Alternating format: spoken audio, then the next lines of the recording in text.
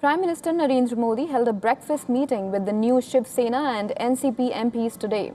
The meeting took place in Marathi, a language the Prime Minister understands and speaks. During the meeting, Prime Minister Narendra Modi reportedly urged new Member of Parliaments to make full use of the central government's resources to speed up development in their respective constituencies. He also advised them to approach the Prime Minister's office directly if they face any hurdles in implementing development projects.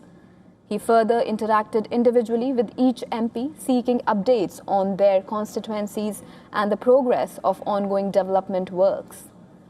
He met Maharashtra Deputy Chief Minister and Shiv Sena Chief Eknath Shinde, during which they are likely to discuss possibility of a cabinet expansion.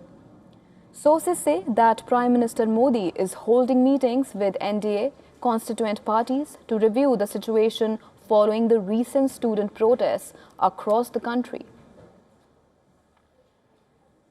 Well, that is why key meeting is expected to take place between Prime Minister Narendra Modi and Maharashtra's Deputy Chief Minister Eknath Shinde today in New Delhi. Political sources do tell us that the discussions likely could center around the next cabinet expansion, the mood of the Gen Z movement across the country, because remember, for political parties, eyeing the young voters always has been the top priority during elections. And thirdly, what Eknath Shinde's role could be in the coming months as a key NDA ally. All of this could be expected as part of the meeting.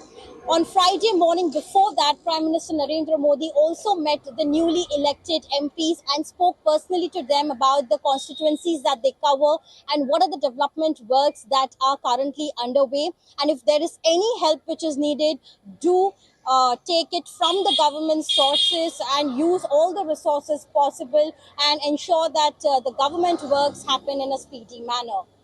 This is Disha reporting from Mumbai for Beyond World is One.